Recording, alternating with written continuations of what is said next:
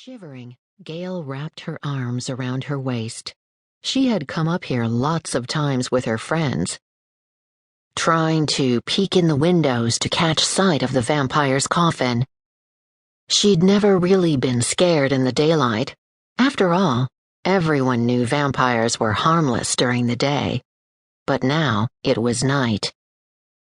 Leaning to the side a little, she slid a glance past the man.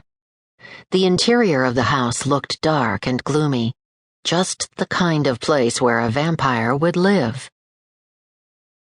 Feeling suddenly very much alone and more than a little afraid, she took a step backward. The porch creaked under her weight. It was a creepy sound. Gail summoned her rapidly waning courage.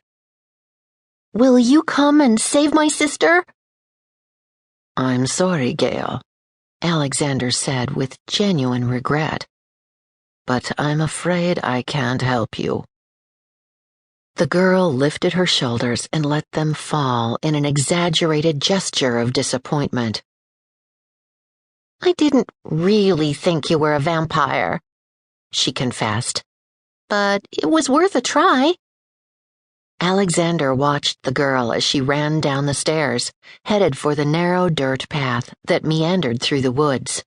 The path was a shortcut that led to the main road. "Courageous little thing," he mused, "to come out here all alone, looking for a vampire." He watched her until she was out of sight, until even his keen hearing could no longer discern the sound of her flight. And then he closed the door and leaned back against it.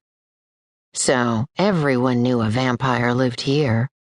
Perhaps it was time to move on, and yet. Pushing away from the door, he walked through the dark house. It was a big place, old and creaky, with vaulted ceilings and wooden floors and leaded window panes. The house sat alone on a small rise surrounded by trees and brambles. His nearest neighbor was almost a mile away. It was, he thought, exactly the sort of place a vampire might choose to live. It was exactly the reason he had chosen it. He had been comfortable here, content here for the past 5 years. But perhaps it was time to move on. One thing he didn't want to do was draw attention to himself. Until now, he'd had no idea people speculated on who or what lived in this house. Going into the parlor, he rested one hand on the high mantel and gazed into the hearth. There was something primal about standing in front of a roaring fire. It answered an elemental need deep inside him, though he wasn't sure why. Perhaps it had something to do with the smoky scent of the wood and the hiss of the flames. Or maybe it was the surging power held at bay by nothing more than a few bricks. He stared into the hearth, mesmerized, as always, by the life that pulsed within the flames. All the colors of the rainbow danced within the flickering tongues of fire, red and yellow, blue and green and violet. A deep, pure white.